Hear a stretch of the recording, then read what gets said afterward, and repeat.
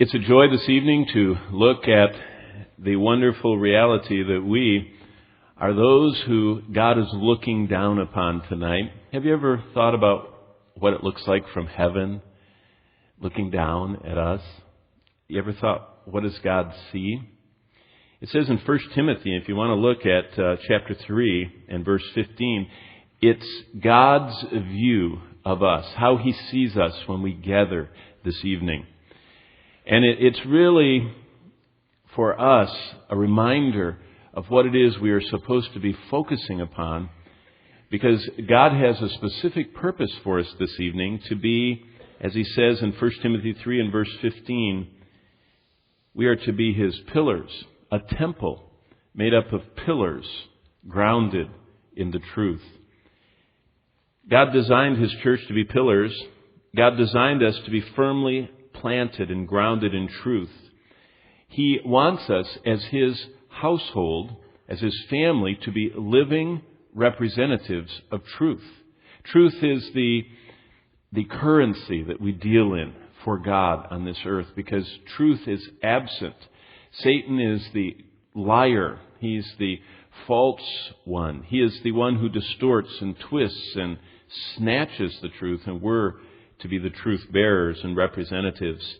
And God has said that the war against truth is going to intensify the closer we get to the final hour. That's why Matthew 24 and verse 24 talks about that the faith is going to be so under assault that Satan almost is going to completely remove truth from the world.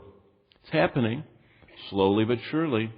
It's happening as more and more people have less and less depth to their knowledge. There's kind of a Wikipedic online Google search knowledge of stuff, but no real depth in many people. And when it comes to the Bible, it's even worse. The polls every year about the knowledge of each succeeding new generation. You know, we go the X and the Y and the whatever generation. It just is lessening.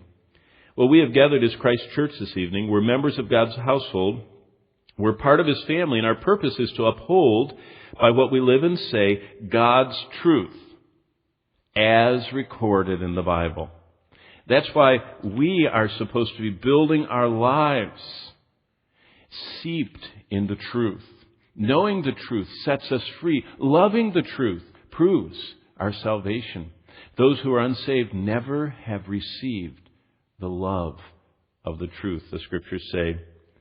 And so God describes for us in 1 Timothy 3 and verse 15 what He sees from us tonight. Let's stand together and listen to Him describe what we look like from up there at His throne. 1 Timothy 3:15, Paul said, "But if I'm delayed, I write, so that you may know how you ought to conduct yourself in the house of God." Literally, the word is household, which is the church of the living God.